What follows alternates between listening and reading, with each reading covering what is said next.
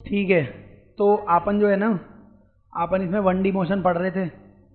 1D motion में बहुत ज्ञान की बातें की थी आपने, ज्ञान विज्ञान की बातें चलती रहेंगी। आप इसमें ये बताओ मेरे को, क्या क्या पॉइंट बताए थे मैंने, कुछ ऐसे ही पॉइंट बता दो। डिस्टेंस डिस्प्लेसमेंट बताया था, आप बताओ। डिस्टेंस डिस्प्लेसमेंट, डिस्टेंस या दूरी, सब इंग्लिश मीडियम में हो ना। और डिस्टेंस का मतलब होता था कि एक्चुअल पाथ की लेंथ। अगर आप चले हो थोड़ा सा भी आगे या पीछे तो उसको मेजर कर लो, वही क्या हो जाएगी, डिस्टेंस हो जाएगी। और डिस्टेंस की डायरेक्शन होती नहीं है, स्केलर हो जाएगा। याद रखना, फिजिक्स के सवाल में ये सब नहीं पूछेंगे। हम पूछेंगे डिस्टेंस बढ़ता है, घटता है, कांस्टेंट रहता है, क्या रहता है। आप बोलेंगे डिस्टेंस कभी घटता नहीं है, बस। अब घटता नहीं है, फिर अपना लॉजिक थोड़ा मत लगा देना कि घटता नहीं है इसका मतलब हमेशा बढ़ता है। अगर घटता नहीं है तो दो पॉसिबिलिटीज़ हैं, कांस्टेंट भी रह सकता है और इंक्रीज भी हो सकता है, नेगेटिव होता नहीं है डिस्टेंस। डिस्प्लेसमेंट वेक्टर होता है, शॉर्टेस्ट डिस्टेंस है, डिस्प्लेसमेंट वेक्टर है तो उसकी डायरेक्शन होगी। डायरेक्शन कहाँ से कहाँ होगी, इनिशियल से फाइनल। डिस्प्लेसमेंट वेक्टर बताया था, डेल्टा एक्स आई कैप, डेल्टा वाई जे कैप, डेल्टा जेड के कैप। सुन रहे हो क्या, ये पूरी 11वीं की फिजिक्स में काफ़ी जगह काम आएगा, तो वहाँ पे अलग अलग नाम से इसे बुलाएंगे, बट ये याद होना चाहिए। डायरेक्शंस बताई थी तुम्हें कुछ, है ना, तो नॉर्थ ईस्ट ये सब। अगर एंगल नहीं है तो दोनों के बीचों बीच बताया था ना आपको। तो आप एक दो सवाल लिखिए पहले इसके आगे, फिर अपन ज्ञान लगाते हैं। तो फटाफट क्वेश्चन लिखो। क्वेश्चन में आप ये लिखो कि if a particle moves 30 metre in east, then 30 meter in east, then 20 meter in north, and finally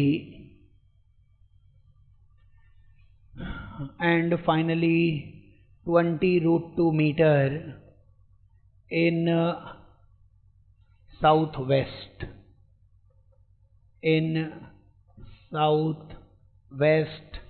find distance and displacement। तो ये सवाल एक बार आप फटाफट कर लीजिए और उसके बाद अपन आगे बढ़ते हैं, इसमें और चीज़ें समझते हैं अपन। तो ये क्वेश्चन लिख लीजिए, और किसी का भी कुछ छूटा हुआ है, लेट एडमिशन हुआ है, किसी का कुछ छूटा हुआ है तो घबराने की ज़रूरत नहीं है, वापस से चीज़ें पढ़ाई जाएंगी। लेकिन एक बार कंटिन्यू आप पढ़ते रहिए, जो भी छूटा हुआ होगा वो आपको बैकअप क्लास लगा के पढ़ा दिया जाएगा। तो इसलिए आप इसमें बताते चलिए। इसका आंसर लिखते हैं अपन। तो अपने को पहले तो पूछा है डिस्टेंस। तो डिस्टेंस का मतलब क्या होता है, डिस्टेंस का मतलब होता है आप एक्चुअली में कितना चले हो। तो डिस्टेंस कितना चले हो, 30 मीटर भी चले आप, और 20 मीटर भी चले हो, और 20√2 मीटर भी चले हो। समझ रहे हो क्या।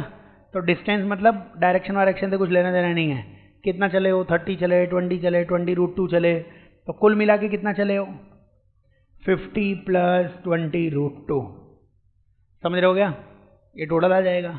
और कोई मैथ्स में मिस्टेक करना मत, 50 तो 50 रहेगा, 20 और √2 की वैल्यू कितनी होती है, लगभग 1.4 मान लो आप। तो ये अपने पास आ जाएगा 50 + 28, आंसर आ जाएगा 78 मीटर। ये डिस्टेंस है, ये दूरी है, ये है डिस्टेंस, ये है दूरी। फिर से मैं बोल देता हूँ, डिस्टेंस का मतलब यही है। डिस्टेंस का मतलब होता है आप कितना चले हो, कहाँ चले हो, कैसे चले हो, उससे मतलब नहीं है। 2 मीटर आगे चले तो डिस्टेंस 2 मीटर, 2 मीटर पीछे आए तो डिस्टेंस फिर से 2 मीटर और ऐड होके 4 मीटर हो जाएगी। डिस्टेंस मतलब एक्चुअली में आप कितना चले हो। एक सर्कल घूमे अपन तो कितना चलेंगे, 2πr, वो डिस्टेंस है, तो वो याद करना है अपने को। ये तो डिस्टेंस हो गया। लेकिन इसी में अपने को क्या निकालना था, इसी में अपने को निकालना था डिस्प्लेसमेंट। अगर डिस्प्लेसमेंट अपने को निकालना है तो याद करना है डिस्प्लेसमेंट कैसी क्वांटिटी होगी, वेक्टर। और वेक्टर का मतलब डिस्प्लेसमेंट के पास ना डायरेक्शन होगी, डायरेक्शन। डायरेक्शन हमने बता रखी है आपको कुछ, अगर वो पता होंगी तो फिर आंसर आ जाएगा। बताइए सबसे पहले आप कहाँ चल रहे हो, 30 मीटर ईस्ट में। तो 30 और ईस्ट को अपन क्या कहते थे, आई कैप। समझ रहे हो गया? डिस्प्लेसमेंट मतलब एक्स वाई जेड लिखना पड़ेगा, एक्स को आई लिखते थे अपन। ऐसे ही आप बताइए, उसके बाद हम 20 चले हैं और नॉर्थ में, तो 20 और जे कैप, 20 नॉर्थ में चले हैं, 20 जे कैप आ जाएगा। और लास्ट में अपन कितना चले हैं, 20√2 चले हैं, तो लास्ट में रफ में साइड में, रफ में अपन ने बना लिया 20√2 चले हैं हम, और ये डायरेक्शन होती थी ये NWSA। समझ रहे हो गया? नॉर्थ वेस्ट साउथ ईस्ट ये सब होता था। और 20√2 किस डायरेक्शन में चले थे अपन, साउथ वेस्ट में। साउथ वेस्ट का मतलब क्या होता था, साउथ और वेस्ट के बीचों बीच कितना चले हैं अपन, 20√2।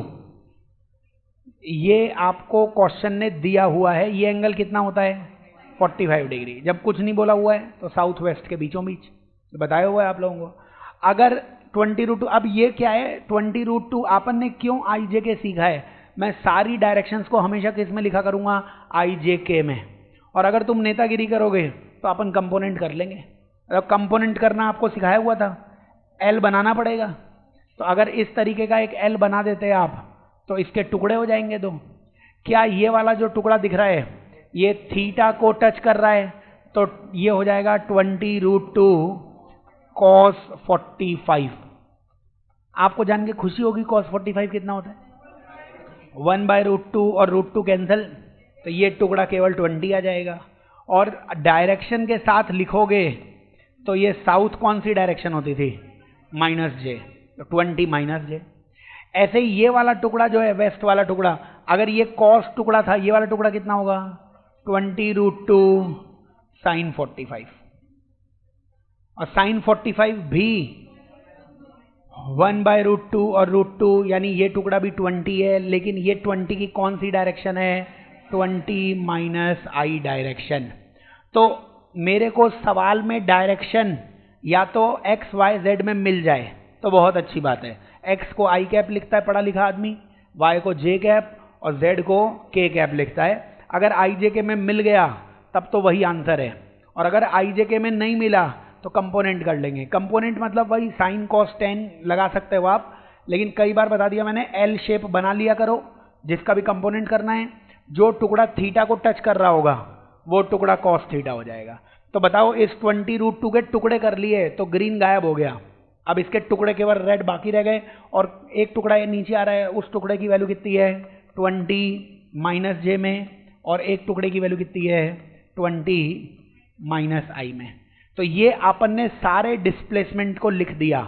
डिस्प्लेसमेंट वेक्टर होती है, वेक्टर का मतलब डिस्प्लेसमेंट के पास क्या होता है, डायरेक्शन, और डायरेक्शन लिखने का तरीका होता है, x को आप i बोलते हो, -x को -i बोल देना, ऐसे y को j और z को k।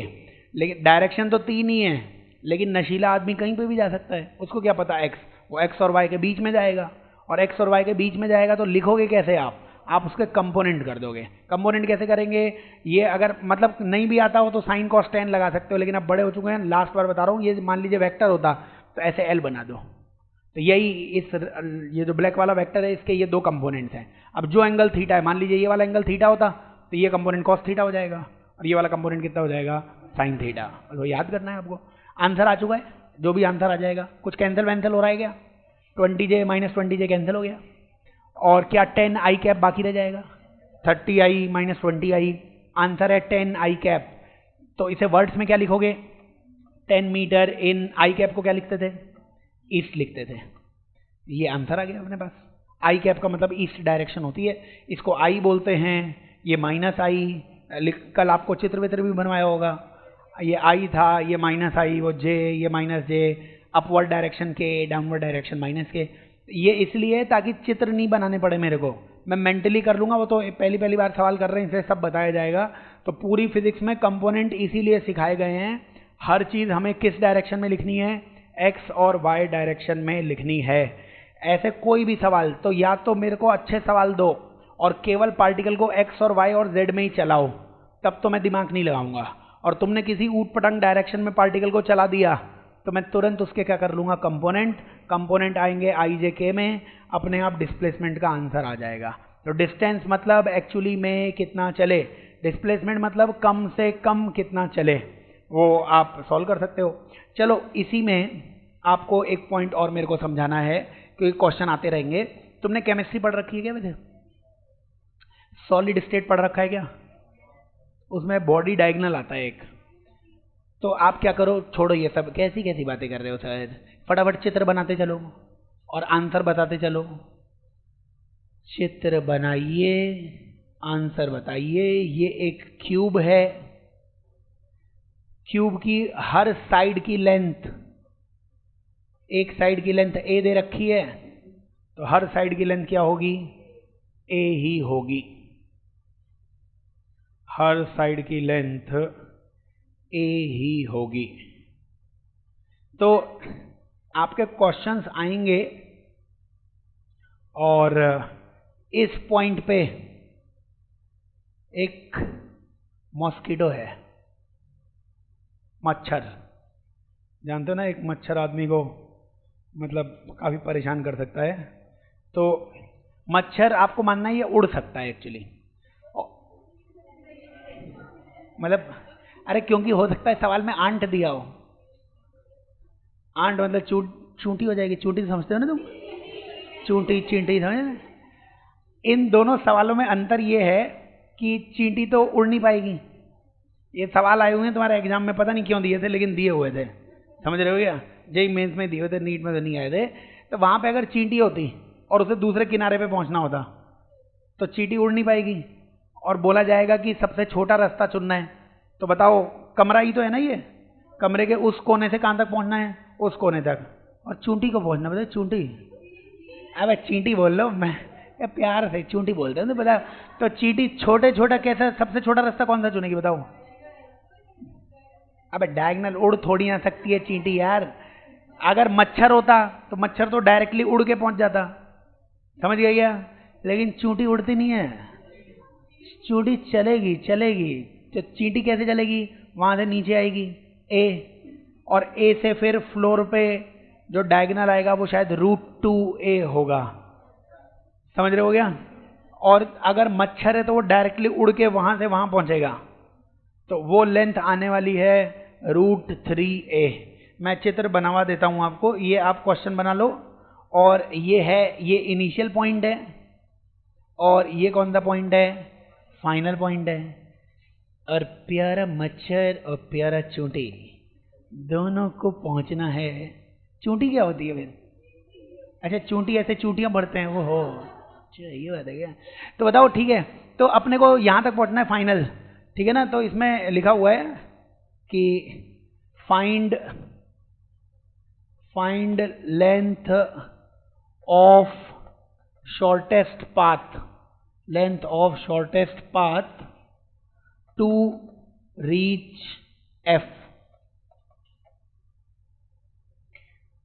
अपने को छोटे से छोटे रास्ते की लंबाई बतानी है जिससे ये मक्खी और ये चींटी पहुंच पाएगी एफ तक। तो मैं सबसे पहले इसमें बात करता हूं चींटी की। तो चींटी यहां से इधर आएगी, वही पहले ये हरियाली जो दिख रही है ना, ये हरियाली किसका रास्ता है, आंट का। तो ये है चींटी का रास्ता, चींटी चींटा कुछ भी बोल सकते हो, कुछ भी बोल दो, लेकिन वो चलनी चाहिए। तो ये तो डिस्टेंस कितनी आ जाएगी, ए आ जाएगी। उसके बाद ये बीच में ऐसे जाएगी, इधर से इधर आएगी, और ये डिस्टेंस तुम्हें √2a दिखनी चाहिए। कैसे दिखेगी √2a, क्योंकि ये भी कितना हो जाएगा a, ये भी कितना हो जाएगा a, तो a और a का हाइपोटेन्यूज कितना हो जाएगा √2a। तो आंट के लिए, चींटी के लिए रास्ता कितना हो जाएगा a + √2a, a + √2a, a + √2a। थोड़ा सा ज्ञान और देना चाहूंगा मैं, यहीं पे अलग अलग रास्ते दिखा देता हूं। ये चींटी का एक और रास्ता हो सकता है, चींटी का। थोड़ा मेरे को लेंथ बता दें, ये इसलिए बोल रहा हूँ मैं, 3D में सोचना आना चाहिए आपको, क्योंकि ये चित्र आपको सोचना ही पड़ेगा चींटी कैसे कैसे चल रही है। बताओ चींटी का अगर ये वाला रास्ता लेता मैं, चींटी का अगर यहाँ से ऊपर चलेगी तब भी वही आंसर आएगा, √2a और a। एक और रास्ता हो सकता है, सोच सकते हो क्या, बता सकते हो क्या, जिसमें आपको कंपेयर करना, तुलना करना पड़ेगा, छोटे से छोटा रास्ता सोचना पड़ेगा। चींटी उड़ नहीं सकती है, उड़ सकती तब तो बात खत्म ही थी डायरेक्टली। चलने वाले के लिए क्योंकि सोचना पड़ेगा, चलने वाले के लिए और आराम से सोचोगे ना तो यही रास्ते आएंगे। एक रास्ता तुम सोच नहीं पा रहे हो शायद। 3a की वैल्यू तो इससे बड़ी ही होगी ना, अपने को तो छोटे से छोटा रास्ता पहुंचने के, तो चींटी के पास बहुत सारे रास्ते हैं। a से इधर चली गई, a 2a 3a, लेकिन 3a इससे क्या आ जाएगा, बड़ा आ जाएगा। ये वैल्यू कितनी है, ये वैल्यू आप लिख लो कितनी है, ये a + 1.4a 2.4a। अपने को बस एक रास्ता और मैं बता देता हूं, अगर वो रास्ता आप लेंथ निकाल लो। बताओ चींटी क्या करती कि, उससे पहले इसमें समझा देता हूं। यहाँ पे ये जो इधर है ना चींटी, वहां से क्या करती, इस दीवार पे चढ़ के इस दीवार के सेंटर तक आ जाती, और फिर उस दीवार के सेंटर से फिर वहां तक चली जाती। ये बता देता हूं मैं आपको। फिर क्या हो गया, ये यहां से यहां आती चींटी, इस दीवार पे चल के इधर आ गई, और फिर इस दीवार से चल के इधर आ गई। हवा में नहीं उड़ रही है, कहाँ से चल रही है वो, यहां से चली और यहां से चल के मान लो इधर आ गई, इसके सेंटर पे, इधर आ गई सेंटर पे, और यहां से इसके सेंटर से फिर कहाँ चलते चलते चली गई, वहां पे चली गई। तो इन दोनों की डिस्टेंस और निकाल लेते हैं, खुद से निकालने का जो बोला जा रहा है, और याद करते चलने का, डिस्टेंस या दूरी निकाल रहे हैं। वापस से चित्र में आप ये बताओ, अब इस गुलाबी को देखते रहना प्यार से। देखो ये आधी दूरी कितनी है, ये है a/2, और ये दूरी कितनी थी, a थी। तो लिखते चलो, ये कितना आ जाएगा, a² + a²/4, क्योंकि ये कितना आ जाएगा, ये a है, ये a/2 है, तो हाइपोटेन्यूज निकालना आता होगा। रूट के अंदर a का स्क्वायर और a/2 का स्क्वायर, कितना हो गया ये आ जाएगा √5a²/4। आप ऐसे समझो, ये दीवार थी, ये दीवार का एक कोना था, ये ऐसे यहाँ पे समझा देता हूँ, ये दीवार थी, ये दीवार का एक कोना था, और एक कोने से चींटी चढ़ते चढ़ते कहाँ पे आ गई, बीचों बीच आ गई। अब नीचे फर्श है, फर्श, तो फर्श पे भी कैसे चली, वही बीच से चल के कहाँ तक पहुँच गई, साइड वाले तक पहुँच गई है, बीच से साइड वाले तक पहुँच गई है। ये वाली डिस्टेंस भी अगर आप देखोगे तो ये वही आएगी, क्योंकि ये डिस्टेंस भी कितनी बाकी रह गई, a/2, और ये कितनी है, a, तो ये भी वही आ जाएगी, सेम डिस्टेंस आ जाएगी। तो इसको अगर मैं बोलता हूँ d, तो ये डिस्टेंस भी कितनी आ जाएगी, d। तो इसमें एक और रास्ता जो गुलाबी रास्ता दिखा है, उससे डिस्टेंस आ रही है √5a²/4 + √5a²/4, यानी कितनी आ जाएगी, ये a√5 आ जाएगी। a√5 कितनी होती है, √5 की वैल्यू लगभग कितनी होती है, 2.2। कौन सा छोटा दिख रहा है, तो आपको ये दोनों, ये तो कैलकुलेशन मैंने इसलिए भी बताई है कि बॉडी डायगोनल में भी आएगी, लेकिन छोटी से छोटी का आंसर अब क्या देने वाले हो आप, छोटी से छोटी का आंसर वो देने वाले हो a√5। सुन रहे हो क्या, बुक्स पढ़ोगे तो उसमें डायरेक्टली लाइन जोड़ी होगी, क्योंकि बताइए अगर इस दीवार पे चींटी जो है वो यहाँ से यहाँ तक आई, तो ये डिस्टेंस जितनी √5a/2 आई थी, ये डिस्टेंस भी उतनी थी a/2, और a ये भी √5a/2 थी, तो डायरेक्टली वो बोलेगा कि ये टोटल डिस्टेंस √5a है। तो वो कंफ्यूज मत हो जाना, अगर मैं ऐसा चित्र बनाऊं √5a, तो कोई उड़ते हुए नहीं आ रहा है, कैसे आ रहा है, वो दीवारों पर चलते हुए आ रहा है। पहले उस दीवार से चल के कहाँ पे आया, बीच में आया, फिर यहाँ के बीच पॉइंट से फर्श पे चलते चलते उस कॉर्नर तक पहुँच गया। तो ये चलते चलते जाएगा, तब ये डिस्टेंस है, बट दिखाएंगे उसे ऐसे ही, ये मत समझना उड़ते हुए आ रहा है। ये पहले इस दीवार पे ऐसे चला, और फिर नीचे फर्श है, उस फर्श पर भी ऐसे ही चला, तो वो √5a/2 दूरी कितनी आ जाएगी, √5a। मतलब किया हुआ होगा तो जल्दी समझ पाओगे, वरना डिस्टेंस तो निकालना आता ही है सबको, वो तो आपको सोचना पड़ेगा। तो ये तो जब चलने की बात आ जाए, उड़ने की बात आ जाए तो मैं इसको और गंदा नहीं करूँगा, एक दूसरा चित्र बना लेता हूँ। ये सब स्टैंडर्ड क्वेश्चंस हैं, आने चाहिए अपने को, आप पढ़ रहे हो तो आने चाहिए, मतलब कि ऐसा ऐसा है। तो डिस्टेंस देख लेना। और इसमें एक आखिरी चित्र, तो चूंटी की बात तो खत्म, और अब बात होगी मच्छर, मक्खी, कुछ भी हो सकता है, कॉकरोच, कॉकरोच भी तो उड़ सकता है लेकिन बड़ा गंदा होता है कॉकरोच, कोई बात नहीं। तो इधर अपन क्या मान लेते हैं, ये है मॉस्किटो, और मॉस्किटो दूसरे किनारे तक पहुंचेगा, एफ तक पहुंचेगा, एफ तक पहुंचेगा, एफ तक पहुंचेगा। तो एफ तक पहुंचेगा तो डायरेक्टली उड़ते हुए आएगा भाई, इधर डायरेक्टली उड़ते हुए आएगा इस तरीके से। ये जो डायरेक्टली उड़ते हुए आएगा ना, इस लेंथ को अपन बोलेंगे आज से बॉडी डायगोनल। बॉडी डायगोनल का मतलब कमरे का वो वाला पॉइंट और वो वाला पॉइंट, इसको मिलाने वाली लाइन, वो इस पूरे बॉडी की ही क्या है, डायगोनल है, पूरी बॉडी की डायगोनल है। और ये जो लेंथ है ये मेरे को इसके बराबर दिख रही है। देखिए ये कितना है, ये ए है, और ये जब आप देखोगे तो ये कितना आया था, √2a आया था। इन दोनों के बीच में एंगल 90 डिग्री है। तो ये येलो वाली लाइन की लेंथ कितनी आनी चाहिए, √a² प्लस √2a का स्क्वायर, जिसे हम बोलते हैं √3a। इन सब की जरूरत, ये सिंपल सिंपल ज्योमेट्री है ना। तो पाइथागोरस थ्योरम लगाना है, और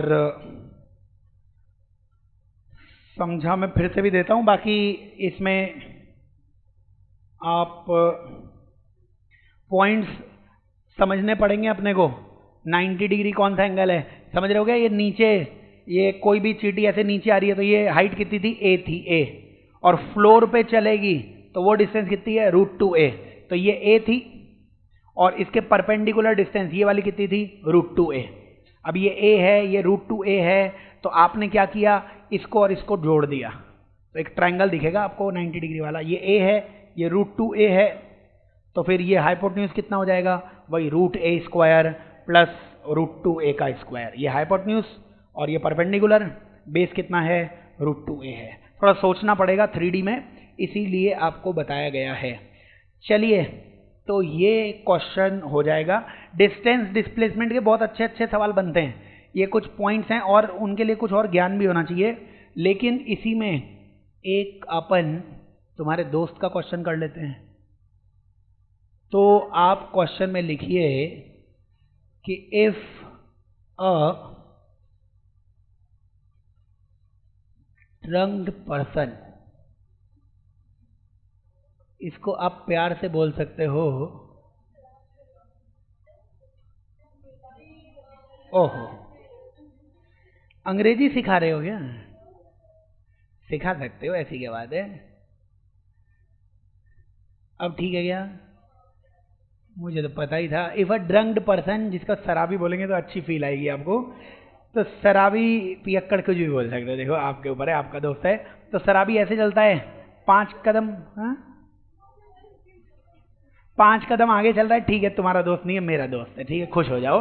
5 कदम आगे चल रहा है और 3 कदम पीछे चल रहा है। If a drunked person moves 5 steps ahead and then 3 steps backward, such that each step is of 1 meter। कूद कूद के चल रहा है, देखो 1 मीटर का एक स्टेप है उसका, समझ रहे हो क्या। इसका मतलब क्या हो गया, 5 स्टेप आगे चलता है, एक स्टेप में कितना चलता है, 1 मीटर, तो 5 स्टेप में कितना चलेगा, 5 मीटर। लेकिन 5 आगे जाता है फिर नशा होता है उसे, तो फिर वो 3 पीछे आ जाता है, ठीक है। एंड बताओ किस में गिरा है उसे, एंड अ होल, चलो एक गड्ढा है उसमें गिरने वाला है वो, and a hole which is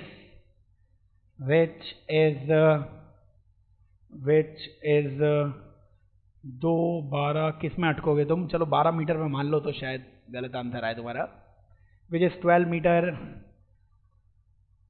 in front of him, in front of him is present.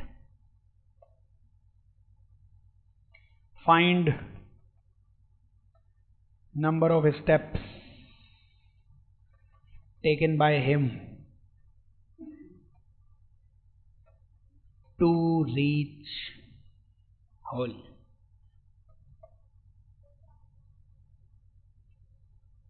कितने कदम लेगा वो, फिर इसमें वो भी जोड़ देगा, है ना, सवाल तो लिख लेना। और ऐसा भी बोल सकता है वो कि हर कदम में 1 सेकंड लेता है, टाइम वाइम भी पूछ सकता है, लेकिन अगर इसका आंसर आ जाएगा तो टाइम का भी निकाल लोगे आप। तो फटाफट शराबी की कहानी अपन बताते हैं। बताओ बताओ बताओ बताओ बताओ बताओ बताओ, मैं तो कलर चुन रहा हूँ ऐसे ही। तो 5 आगे चल रहा है, 3 पीछे चल रहा है, 12 मीटर दूरी उसमें एक तो ठीक है। इधर ऐसे आंसर में लिखते चलते हैं अपन। 48 कदम तो 60 कदम। तो ये रहा अपना हीरो और मैं नशे में हूं बोलते हुए जाता रहेगा। इधर है एक कुआं और मैंने बोला इससे मत जा आगे, लेकिन ये क्या है, ये अलग ही लेवल पर है अभी, तो ये सुनेगा नहीं अपनी बात। अब भाई आगे जाएगा। ये दूरी कितनी है? 12 मीटर। ठीक है क्या? तो ऐसा कोई भी सवाल करो, तुम्हारा आंसर क्या रहा है पहले बता दो, वरना मैं डायरेक्टली आंसर बता दूंगा, तुम बोलोगे सर हम ही कर लेते। आंसर बोलो। 48 कदम चलने के बाद ऐसा होगा, टोटल 48। और भी सब सोच लो, मैं आंसर बताता हूं।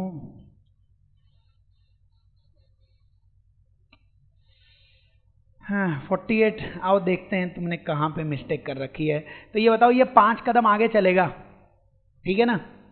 तो 5 कदम आगे चलता है, 5 स्टेप आगे चलता है और 3 स्टेप पीछे चलता है।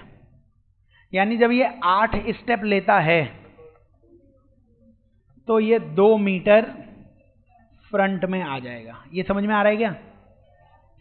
5 स्टेप उसने आगे चले हैं फ्रंट में और 3 स्टेप पीछे चले हैं, तो 5 आगे 3 पीछे, मतलब कुल मिला के 2 आगे गया। जब वो 8 कदम लेता है तो 2 आगे जाएगा। लेकिन इसमें ये जब लिखते चलना ना ऐसे सवाल, तो इसमें मार्किंग बनाते चलना, क्योंकि इसमें ऐसा नहीं होगा। अपने को ये पूछा हुआ है कि शराबी गड्ढे में कब गिरेगा, वो बता देता हूँ मैं आपको कि क्या भावनाएं हैं मेरी। तो अच्छा, तुमने डायरेक्टली 8 निकाल लिया तो 8 को 6 से मल्टीप्लाई कर दिया, इसलिए 48 क्या? कितने अच्छी बात है, ये भी हो सकता है। अब मैं बताता हूँ तुमने क्या किया है। देखो तुम्हें हंसी आएगी तुम्हारे पर, सर वो शराबी नहीं, शराबी तो हम हैं। देखो 8 स्टेप में वो चला 2 मीटर। अब इसमें ना यहाँ पे साइड में आप लिखते चलना ताकि आपको समझ में आए। वो 0 से चला था, 0 से जब 5 कदम आगे लेगा तो क्या वो 5 मीटर पे आ जाएगा? और फिर 3 मीटर पीछे आया था तो फाइनली कहाँ पे रह जाएगा? 2 मीटर पे। ठीक है, तो 5 तक रीच थी उसकी। अब और फाइनली कहाँ पे आ गया वो? गोले में मैं लिख रहा हूं कि फाइनली है कहाँ पे वो? 2 मीटर पे। अगले 8 स्टेप फिर चलेगा तो 2 मीटर और आगे चलेगा। लेकिन बताओ 2 मीटर आगे चलेगा तो 2 पे तो था ही वो, 2 से 5 आगे गया, 2 से पहले 5 आगे जाएगा ना, तो 7 पे चला गया। लेकिन फिर वो 3 पे आएगा, तो यहां पे मैंने ये लिख दिया कि वो 2 से कहां पे चला गया? 7 पे, और 3 पीछे आके वो कहां पे आ गया? 4 पे। अब अगले 8 स्टेप अगर वो लेगा तो चलेगा तो 2 मीटर, वो तो सही है। लेकिन बताओ अब वो 4 पे था, तो 4 से अगर अपन 5 जोड़ेंगे तो 4 से 5 जोड़ के कहां आ गया? और 9 से 3 पीछे आएगा तो 6 पे आ गया वो। अब बताओ अगले 8 स्टेप जैसे ही लेगा वो फिर 2 मीटर चलेगा, तो 6 पे तो था, 6 से जैसे ही 5 जोड़ोगे 11, 11 माइनस 3, 11 माइनस 3 8 आ गया। अब बताओ, अब वो जैसे ही, अब तुम्हारे हिसाब से तो अगले 8 स्टेप और लेगा, अगले 8 नहीं लेगा गधों। 8 मीटर के बाद, 8 मीटर पे तो है ना वो, 8 से जैसे ही वो चला 4 स्टेप आगे, गड्ढे में गिर गया। अब गड्ढे में कहाँ पीछे आएगा? नहीं समझे क्या? तुम्हारी मैथ्स नॉर्मल मैथ्स नहीं लगेगी, सोचना पड़ेगा। तुमने तो गड्ढे में गिरा दिया उसे, फिर नीचे पीछे ले आए, फिर गड्ढे में गिरा दिया, फिर पीछे ले आए। अबे एक बार गिर गया फिर खत्म कहानी शराबी की। 8 पे है वो, 8 के बाद 4 स्टेप और चलेगा, तो 8 के बाद 4 स्टेप और चलेगा, और 4 स्टेप चलने के बाद उसी गड्ढे में गिर जाएगा। 8 पे तो था ही ना, तो ये वाला काउंट नहीं होगा। तो टोटल कितना हो गया? 8 8 8 8, 32 और 4, 36 स्टेप में वो गिर जाएगा गड्ढे के अंदर। तुमने उसे क्या किया जानते हो? तुमने बार बार उसे गड्ढे में गिराया है, फिर निकाला है, बार बार गिराया है, फिर निकाला है, क्योंकि तुम तो 2-2 की काउंटिंग करने लग गए। वैसा नहीं है एक बार गिर जाएगा बीच में, क्योंकि उसकी रेंज कहाँ तक है? 8 से जैसे ही 5 कदम बढ़ाएगा तो फिर वो 4 में ही गड्ढे में गिर जाएगा। तो ये क्या है, सब स्टैंडर्ड क्वेश्चन है, आपने किए हुए होंगे तो हो जाएंगे, वरना सिली मिस्टेक सबसे ही होती है। आपने उसका एग्जाम्पल दिया ही है कि सर हमसे भी हुई है। तो शराबी को बार बार नहीं गिराने का, और ऐसे नहीं पूछने का सर बिल्कुल सही किया हमने, वो गिर गया फिर वापस बाहर आया। तो इसमें पहली बार गिरना ही है, पहली बार गिर जाएगा ना, फिर कहाँ आगे चलेगा। तो इसलिए इसका आंसर आप देख लेना। इसमें टाइम पूछेगा आपसे, वो हर स्टेप का 1 सेकेंड मानेगा, तो हर स्टेप का 1 सेकेंड, 36 सेकेंड बाद गिर जाएगा, है ना। तो क्वेश्चंस में इसमें ध्यान देना पड़ेगा कि यूनिटरी मेथड अपन ना लगाएं, इसमें अपन देखें कि वो कहाँ तक आ जाएगा, उसके बाद क्वेश्चंस सॉल्व करें इसमें, ठीक है ना। तो क्वेश्चंस समझ लेना, और ऐसा क्वेश्चन कोई भी करना है तो इस क्वेश्चन को करने के लिए, जैसे 12 मीटर दी हुई थी ना दूरी, और उसकी रीच 5 मीटर की थी, 12 मीटर पे गिरना था, और एक बार में वो कितना आगे चल सकता है? 5 मीटर आगे चल सकता है। तो तुम 12 में से 5 पहले ही माइनस कर दो। मान लो वो 7 मीटर पर भी होता, 7 मीटर पर होता, और 7 से जैसे ही 5 कदम आगे बढ़ाता, 12 पे गिर जाता कि नहीं गिर जाता? तो केवल 7 मीटर तक सॉल्व करो उसे। 12 में से मैंने 5 माइनस कर दिया। क्यों 5 माइनस कर दिया? अगर उसकी पोजीशन 7 की है तो 7 से जैसे ही 5 कदम बढ़ाएगा गिर जाएगा, फिर वो पीछे वाले 3 तो लेगा ही नहीं। केवल 7 मीटर तक ही सॉल्व करना है अपने को। तो अपन ने इसीलिए इसको क्या कर रखा है, ये 2 मीटर, 4 मीटर और 6 मीटर। 7 से पहले 6 मीटर दिख रहा है, उसके बाद आप यूनिटरी मेथड मत लगाओ। उसके बाद आप सोचना चालू करो कि 6 मीटर से 5 जाएगा तो अभी नहीं गिरेगा, नहीं गिरेगा तो 8 के 8 स्टेप ले लो। समझ रहे हो क्या मैं क्या बोल रहा हूँ? तरीका बता रहा हूँ, वरना ऐसे तो बहुत सारी कैलकुलेशन हो जाएगी। तो आप क्या करा करो, 12 में से 5 माइनस कर दो, 7 मीटर तक तो यूनिटरी मेथड लगा दो। तो 2 मीटर के 6 मीटर में तो तुम्हारे ये 8 8 8 आ ही जाएंगे। 6 मीटर में अब 6 के बाद सोचा करो, 6 के बाद 5 जुड़ेगा, नहीं गिरेगा, मतलब अगले वाले 8 स्टेप भी जोड़ लो। तो अगले वाले 8 स्टेप भी जोड़ लिए, लेकिन 2 जुड़ गए, अब 6 में 2 जुड़ गए 8 हो गया। क्रिटिकल पॉइंट तो 7 था। अब 7 से आगे अगर 8 मीटर आ चुका है, फिर से सोच लो 8 में 4 ही जुड़ेगा। तो हर बार अपन एक बाउंड्री बना लेंगे। मान लो 20 मीटर पे गिरना होता है इसे, 20 मीटर पे, तो 20 माइनस 5 15 मीटर। तो 15 से कम में 2 2 2 2 2 14 तक तो पहुंच जाओगे ना। तो 2 14 तक पहुंचोगे, 7 इंटू 8 56। ये समझ रहे हो क्या? मैं ही समझ रहा हूँ सर, आप ही समझ रहे हो, आप ही बोल रहे हो। देखो अपने तो कुछ लेना देना नहीं है, ये कुछ समझना पड़ेगा, वरना कितना ऐसे तो मैं 100 मीटर पे बना दूंगा तो तुम क्या करोगे? पहले 8 8 सर हम ही शराबी हो गए, पता नहीं क्या है। आप सोचो क्रिटिकल पॉइंट 5 मीटर से कम में अगर 100 मीटर पे गिरना है, तो अगर वो 95 पे पहुंच गया तो 95 के बाद अगले 5 में तो नीचे गिर जाएगा ना। तो पहले 95 तक पहुंचाओ, 95 के पास तक पहुंचाओ, और 2 की टेबल में 95 मतलब 94 तक। तो 94 तक आने में तो ये 8 वाला मल्टीपल आ जाएगा तुम्हारे पास। और 94 के बाद अगले 2 जैसे ही बढ़ेगा, 94 में 5 जोड़ोगे तो 99 ही आएगा, मतलब उसके आगे वाले भी 8 स्टेप जुड़ जाएंगे। लेकिन 94 में जैसे ही 2 जुड़ा 96, और 96 के आगे अगले केवल क्या जुड़ने वाले हैं? 4 ही जुड़ने वाले हैं। तो आप उस तक बाउंड्री तक आ जाओ कि 20 मीटर पे गिरना है, तो 5 मीटर तक तो एक बार में शराबी चल लेता है। तो 20 माइनस 5 15 मीटर तक तो चला लो उसे, 15 मीटर तक। लेकिन 2 मीटर चलता है वो तो हर बार में, तो 2 की टेबल में तो 14 आता है, तो 14 तक पहुंचा दो।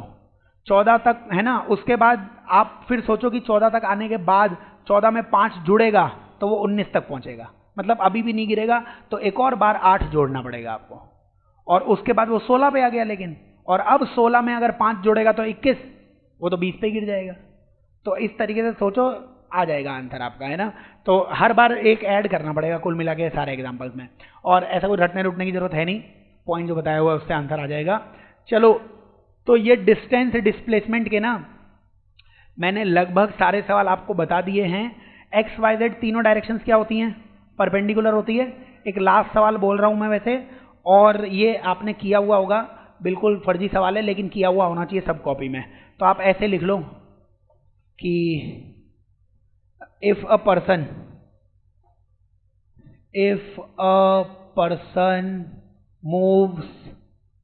moves 3 meter, 4 meter and 12 meter in 3 perpendicular directions,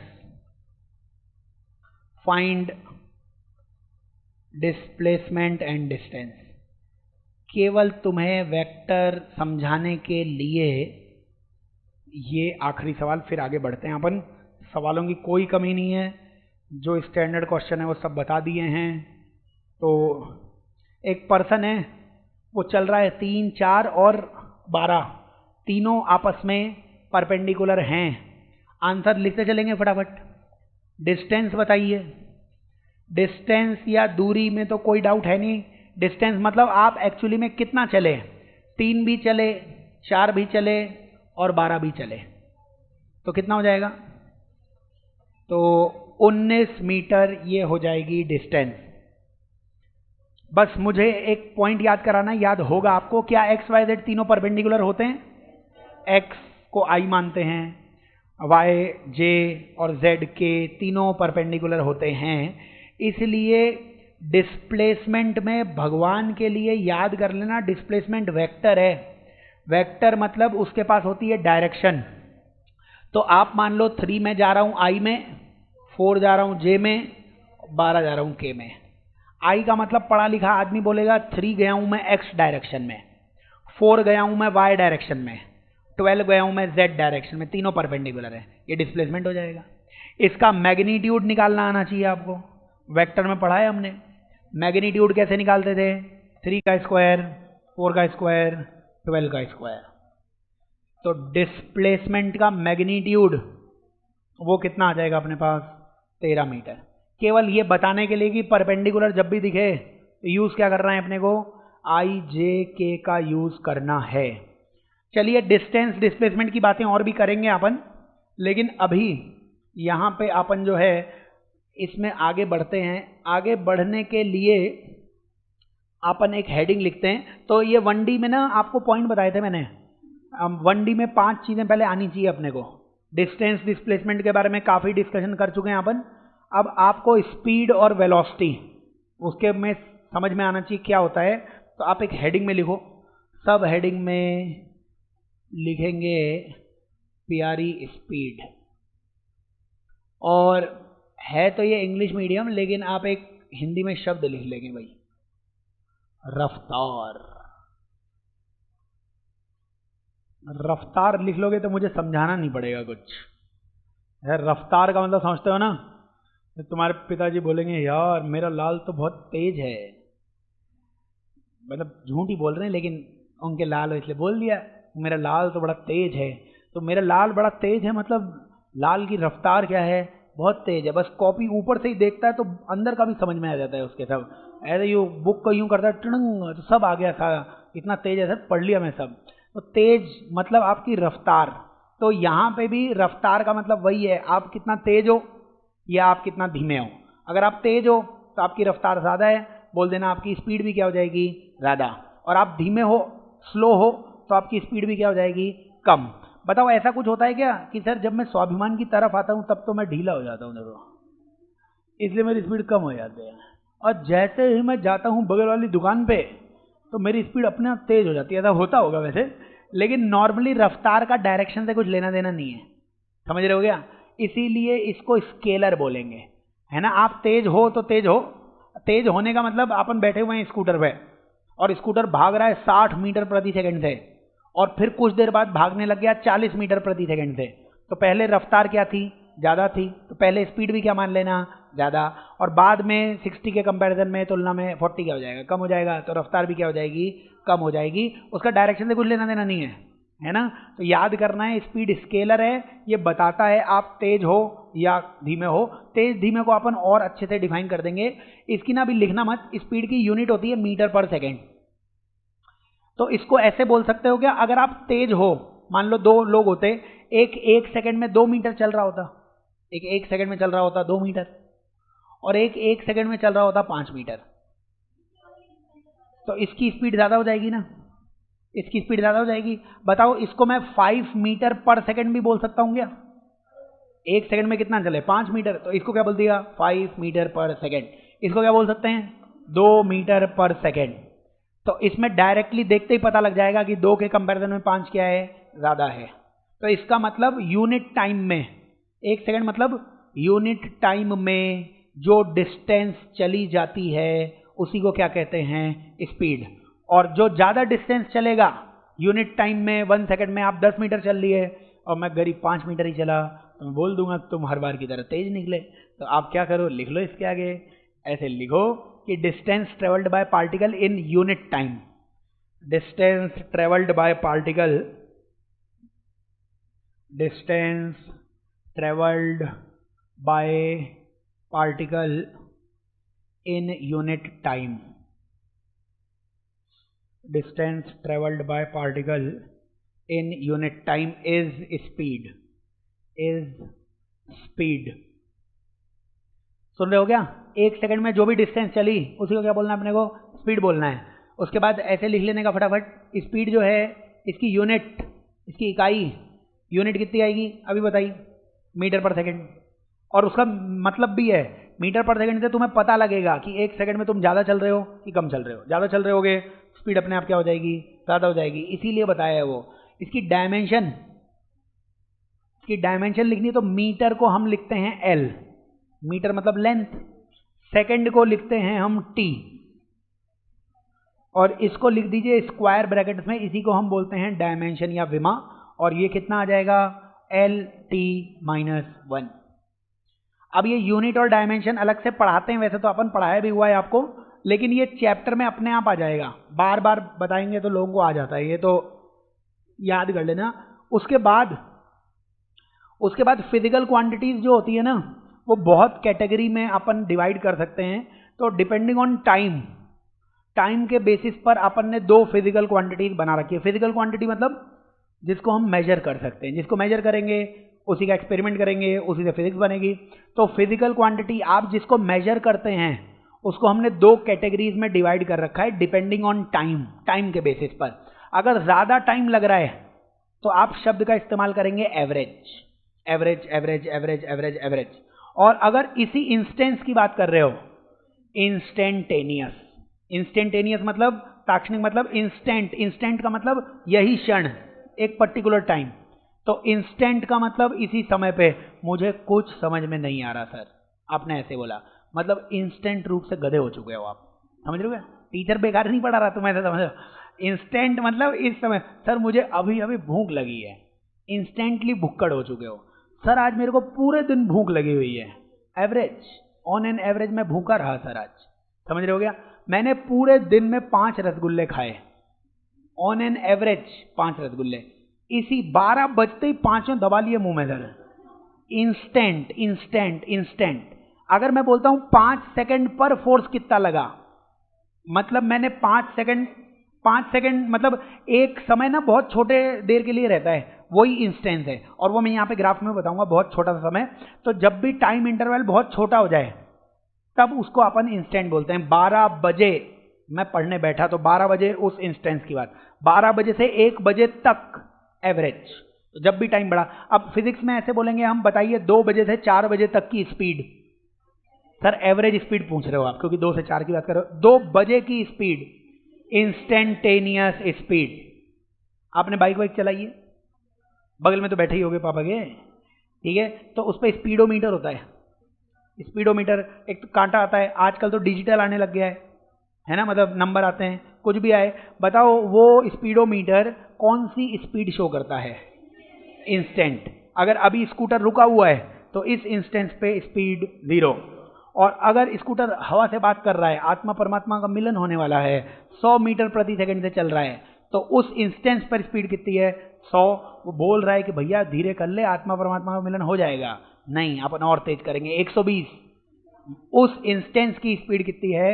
120। और ऑब्वियसली जो रीडिंग इंस्टेंट की मिलनी चाहिए कि भैया तू अभी क्या कर रहा है। अगर वहां पे ऐसा स्पीडोमीटर लगाते कि कल से लेके आज तक की तेरी एवरेज स्पीड है 20, तो भगा तो भले ही अभी रहा होगा 120 पे, लेकिन कल क्योंकि पूरे दिन स्कूटर सो रहा था तो 0 थी स्पीड, तो 0 और 120 डिवाइड कर दिया उसे 48 घंटे से, तो एवरेज क्या हो गया? कम। तो भाग तो 120 से रही है, लेकिन एवरेज शो कर रहा है वो 12 ही, तो उसका कोई मतलब है क्या? इसीलिए वहां पे लॉजिकली कौन सी स्पीड आनी चाहिए? उस इंस्टेंस पे कि भैया अभी होने वाला है आत्मा परमात्मा का मिलन, इसलिए तुरंत ब्रेक लगा ले। तो स्पीडोमीटर कौन सी स्पीड बताएगा? इंस्टेंटेनियस स्पीड बताएगा। चलिए, और डायरेक्शन वायरेक्शन आती नहीं है उसमें। डायरेक्शन के लिए एक वैसे कंपास आता था, बैग्स वैग खरीदते हो ना, उसमें भी लगा रहता है, वॉचेज में भी आता है, इसमें भी है, तो वो नॉर्थ ईस्ट साउथ वेस्ट वो अलग से आप देख सकते हो, है ना। तो इसके नीचे आप ये लिखो कि depending on time duration, depending on time duration, depending on time duration, two speeds are defined. Two speeds are defined. तो डिपेंडिंग ऑन टाइम ड्यूरेशन, तो टाइम ड्यूरेशन जब भी हो तो हम 2 स्पीड डिफाइन करेंगे। और ठीक है ना, पहली तो आपको लिखनी पड़ेगी एवरेज स्पीड। एवरेज स्पीड का मतलब, एवरेज का मतलब ये होता है, एवरेज का वास्तविकता से कुछ लेना देना नहीं होता है, समझ रहे हो क्या? एवरेज का, जैसे भारत सरकार जनसंख्या खूब है तो वो क्या है, ऑन एन एवरेज बात करते हैं। अब सब तक रुपया पहुंचा नहीं पहुंचा उसका मतलब नहीं है। ऑन एन एवरेज का मतलब ये होता है आज तुम 10 घंटे पढ़े, कल तुम 0 घंटे पढ़े, तो तुम बोलोगे औसतन मैं रोज 5 घंटे पढ़ता हूं। पढ़े तुम कभी 5 घंटे नहीं, एक दिन 10 घंटे पढ़े हो, एक दिन 0 पढ़े हो।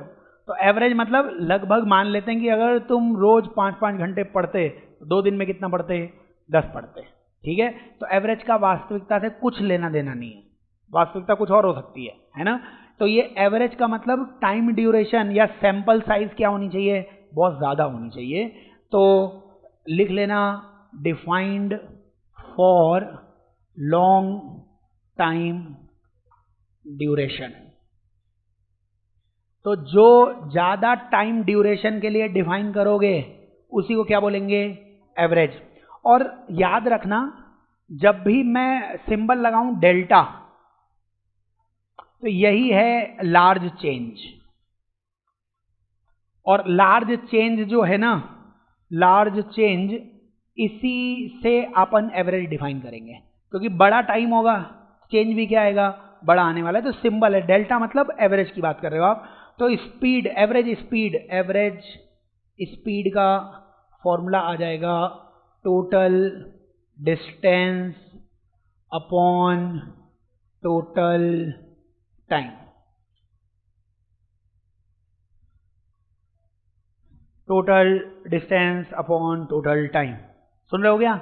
बताओ, ये बराबर का साइन है, बराबर का साइन, बराबर का साइन, बराबर बराबर। बराबर का मतलब तो कई बार बताया मैंने तुम्हें, अगर इधर है सुंदर तो इधर भी होगा सुंदर, और इधर है तुम्हारी जैसी शक्ल, इधर भी तुम्हारी जैसी शक्ल, तभी बराबर हो सकता है। तो ये डिस्टेंस की डायरेक्शन, नो डायरेक्शन। टाइम की डायरेक्शन के बारे में तुम कुछ नहीं बोलोगे, टाइम के बारे में दुनिया वाले बोलेंगे, तुम कुछ नहीं बोलोगे। टाइम एक डायमेंशन होती है, एक अलग ही चीज होती है टाइम। लोग बाग बोलेंगे कि स्केलर है, तुम कुछ मत बोलो। फिर भी कोई जबरदस्ती बोलने को बोले तो बोल देना हाँ स्केलर है, लेकिन टाइम एक अलग ही चीज है, उसके बारे में डायरेक्शन कुछ नहीं होती है। टाइम बस कंटिन्यूसली चल रहा है, तो उसके बारे में छोड़ दो।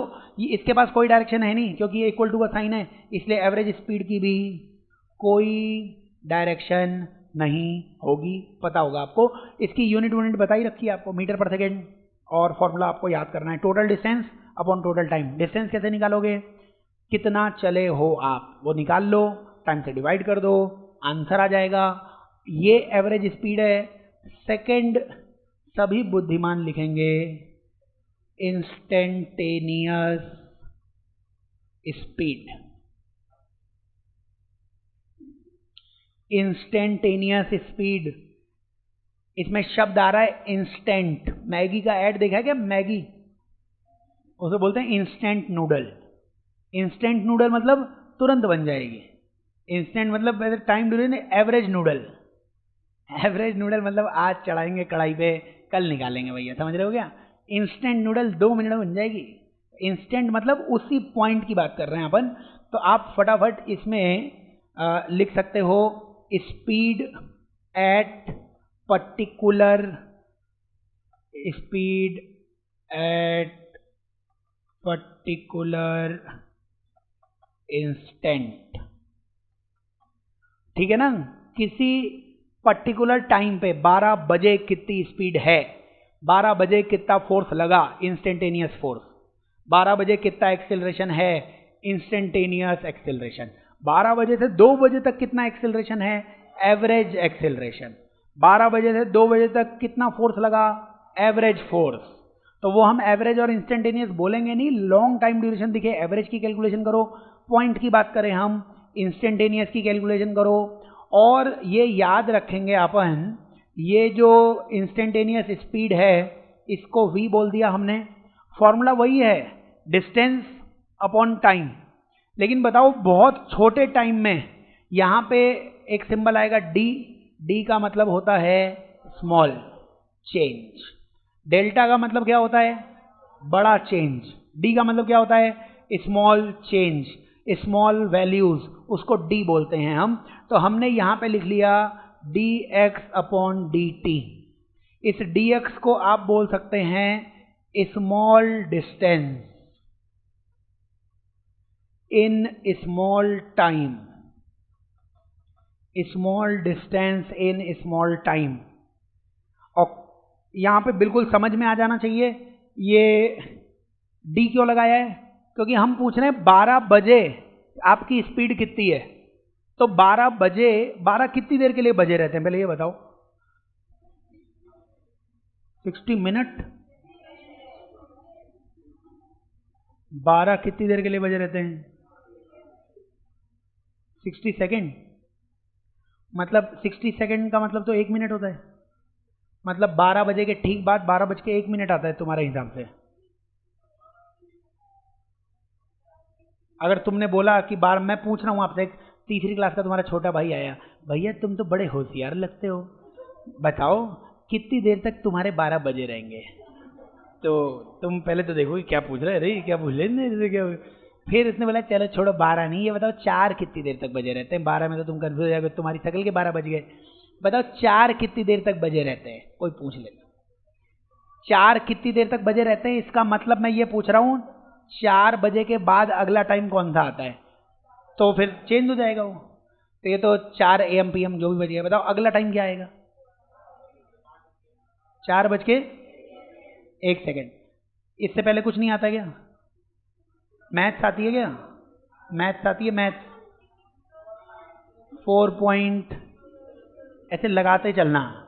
जब तुम्हारे सारे बाल सफ़ेद हो जाए ना, तो अपने आगे आने वाले पोते को देना कि बेटा तू भी 0 लगाना चालू कर।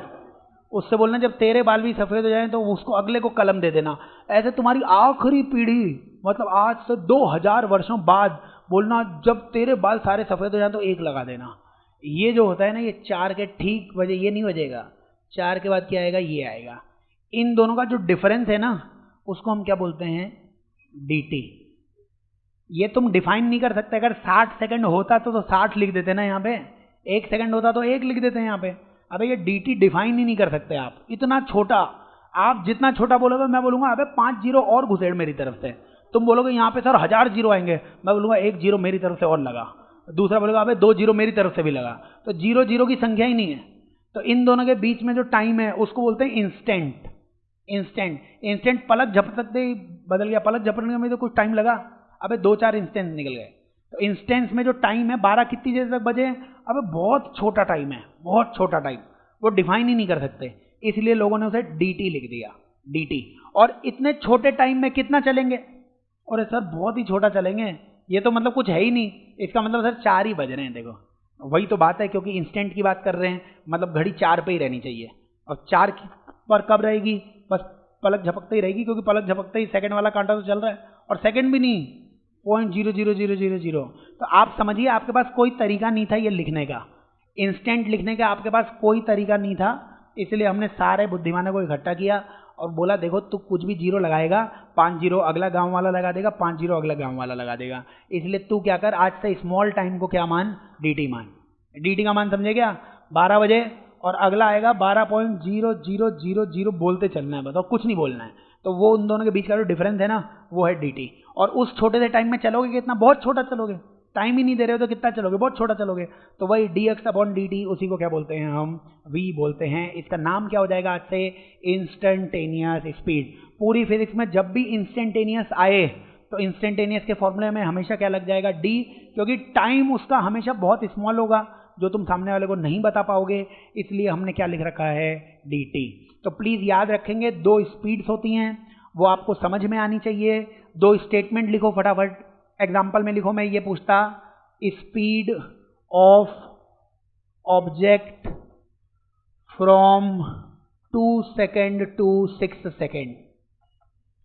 बताइए 2 सेकेंड से 6 सेकेंड के बीच में ऑब्जेक्ट की जो स्पीड होगी उसको आपको क्या नाम देना है?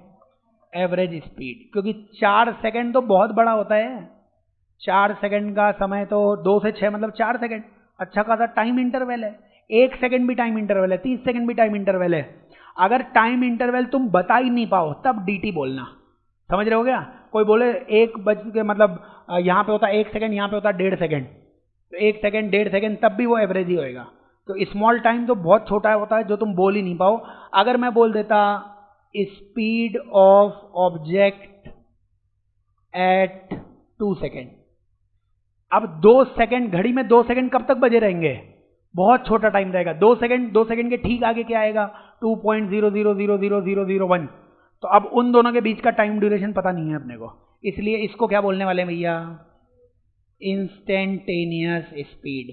प्लीज फॉर्मूला बता देना इंस्टेंटेनियस स्पीड का, dx/dt। इसकी यूनिट क्या थी? v स्पीड है, स्पीड उसकी यूनिट क्या थी? मीटर पर सेकेंड। d की यूनिट क्या होती है? d चेंज है, चेंज की कोई यूनिट नहीं होती। यूनिट तो जो चीज चेंज हो रही है उसकी होती है। चेंज इन रुपी तो आंसर भी रुपए में आएगा, चेंज इन सेब आंसर भी सेब में आएगा, चेंज इन थप्पड़ आंसर थप्पड़ में आएगा। तो डी की कोई यूनिट नहीं है, यूनिट होगी एक्स और टी की। एक्स मीटर में, टी सेकंड में। क्या ये भी मीटर पर सेकंड, वो भी मीटर पर सेकंड, सब सेम चल रहा है, सही चल रहा है। तो ये याद होना चाहिए। एवरेज स्पीड कितनी आ जाएगी? Total distance upon total time. तो प्लीज ये फॉर्मूलेस पता होने चाहिए ताकि स्पीड अपन बड़ी आसानी से निकाल पाएं। तो ये स्पीड अपने को आनी चाहिए। स्पीड के क्वेश्चंस अपन करेंगे। स्पीड में अपन ने पॉइंट लिख लिया है। स्पीड के आगे आप क्या करो, एक क्वेश्चन लिखो पहले, इसके आगे स्टैंडर्ड क्वेश्चंस हैं वो आप लिख लो। पहले क्वेश्चन में देश का भविष्य लिखेगा, if a particle moves along straight line, moves along straight line and travels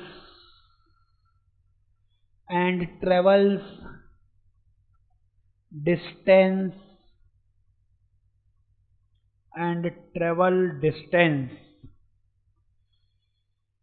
d, travel distance d, d मत लिखो मुश्किल हो जाएगा, ट्रेवल्स विद कर लो इसे, travels with speed v1 and v2 for time t1 and t2, find average speed। बातें नहीं, बातें बाद में, और फटाफट लिख लीजिए भाई।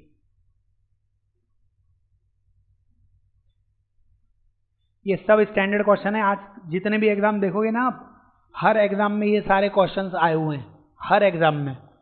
तो इसका एक स्टैंडर्ड फॉर्मेट भी निकालेंगे अपन, और अभी इसको अपन सॉल्व करते चलते हैं। बताइए, बनाइए। Particle moves along straight line, तो बनाइए, सब एक स्ट्रेट लाइन बनाइए, सब एक स्ट्रेट लाइन बना लो, जो जो बोला हुआ है बनाते चलो। Particle travels along straight line, straight line में कैसे चलता है, उसकी स्पीड है v1। v1 स्पीड कितने टाइम के लिए, t1 टाइम के लिए। हो सकता है t1 1 घंटे हो, तो 1 घंटे के लिए किससे चलेगा, v1 से। t2 2 घंटे हो, 2 घंटे के लिए किससे चलेगा, v2 से। तो बना लेना कि ये टाइम t1 है, t1 में किससे चल रहे हो, v1 से। ये टाइम t2 है, t2 से किस में चलोगे, v2 से। ये सब क्वेश्चन ने दिया हुआ है, और अगर ये सब क्वेश्चन ने दिया हुआ है तो फॉर्मूले लिखते चलेंगे अपन। क्या निकालना है, इंस्टेंट की तो बात ही नहीं है, अच्छा खासा टाइम इंटरवल दिया हुआ है, तो एवरेज की बात करेगा तो लिख लो यार, सब आ गया आंसर। एवरेज स्पीड एक आध दो बार फॉर्मूले लिख लेना ताकि कुछ कंफ्यूजन ना हो। Total distance upon total time, total distance upon total time. अब total distance upon total time जो है, इसमें आपको जो जो दिख जाए, हर बार फिजिक्स में ऐसा ही होगा, तुमसे कुछ हम वैल्यू पूछेंगे, उसका कुछ फॉर्मूला होगा, इसीलिए वो वैल्यू पूछी है, तो वो फॉर्मूला लिखने का। फॉर्मूले में कुछ चीज़ें तुम्हें आएंगी, कुछ नहीं आएंगी, उनके लिए दिमाग लगाना पड़ेगा। जैसे टोटल टाइम मेरे को दिख रहा है, टोटल टाइम कितना दिख रहा है, t1 + t2। ऊपर लिखना है टोटल डिस्टेंस, और डिस्टेंस तो यहाँ पे दे नहीं रखी है, इसलिए डिस्टेंस मुझे निकालनी पड़ेगी। डिस्टेंस में मेरे को ज्ञान लगाना पड़ेगा। और आज मैं एक बहुत ही भारी सूचना दे रहा हूँ, कॉपी के ऊपर ना कुछ जगह दिखेगी मेरे को, वो मुझे आपके दिमाग की याद दिला रही है। बिल्कुल खाली होगी वो जगह, उसे भरिए आप, उसमें आप 3 पॉइंट्स लिखिए जो मैं आगे डिराइव करूँगा। बट पूरी मैकेनिक्स में यही करना आप, जब भी आपको स्पीड कांस्टेंट दिखे, पूरी फिजिक्स में जब भी स्पीड कांस्टेंट दिखेगी, आप इक्वेशन लगाओगे speed equals to distance upon time. ये मैं प्रूफ करूंगा 1-2 क्लास के बाद, लेकिन अभी आप ये याद कर लो, प्रूफ हो जाएगा कल या परसों, है ना। स्पीड कांस्टेंट और कभी भी नहीं लगाना है, अपनी मर्जी से नहीं लगाना है। अभी तुम भाग रहे हो 2 से, फिर भागने लग गए 3 से, फिर भागने लग गए 4 से, नहीं लगेगा ये फॉर्मूला। ये कब लगेगा, जब स्पीड क्या रहेगी, कांस्टेंट स्पीड होती है, रफ्तार कांस्टेंट, हमेशा 2 से भाग रहे हो, लगाओ speed equals to distance upon time. अगर आपका एक्सेलरेशन कांस्टेंट है तो आप फिजिक्स में लगाएंगे इक्वेशन ऑफ मोशन, जो आपने 10 से पहले पढ़ी होगी, बट वो सब मैं पढ़ाऊंगा आपको। लेकिन लगानी कब है, जब एक्सेलरेशन कांस्टेंट होगा। और जब एक्सेलरेशन ए चेंज करेगा तो तुम्हें लगाना है इंटीग्रेशन या डिफरेंशिएशन। तो पूरी फिजिक्स में ये 3 पॉइंट्स आपको लगाने पड़ेंगे। एक आएगा जब आप स्पीड कांस्टेंट मानोगे, एक आएगा जब आप एक्सेलरेशन कांस्टेंट मानोगे, और एक आएगा जब आप एक्सेलरेशन को चेंज होता हुआ मानोगे। आंसर आ चुका है, ये आप लिख लो लास्ट लाइन। देखिए इसमें अपने को निकालना क्या है, आराम से देख लीजिए। अपने को निकालना क्या था, क्या निकालना है, टोटल डिस्टेंस। अब आप केवल ये बताइए मेरे को कि इस टाइम t1 में क्या स्पीड हमेशा कांस्टेंट रही है। इस पूरे में देखो, पूरे रास्ते में स्पीड कांस्टेंट नहीं है, पूरे रास्ते में स्पीड कभी v1 है कभी v2 है, लेकिन केवल इस रास्ते में स्पीड कांस्टेंट है। तो केवल इस रास्ते के लिए लगाया मैंने speed equals to distance upon time. तो डिस्टेंस कितना आ जाएगा, v1 × t1। फिर केवल इस रास्ते के लिए लगा के आंसर आ गया, केवल इस रास्ते के लिए लगाया speed equals to distance upon time. तो डिस्टेंस कितना आ जाएगा, v2 × t2। आंसर आ गया, बस यही इसका आंसर आ जाएगा। तो याद करना है, इस पे डिस्कशन और भी करेंगे अपन, कल करेंगे। जो तीनों पॉइंट्स लिखवाए हैं वो डेरिवेशन आगे आएगा 1-2 क्लास के बाद।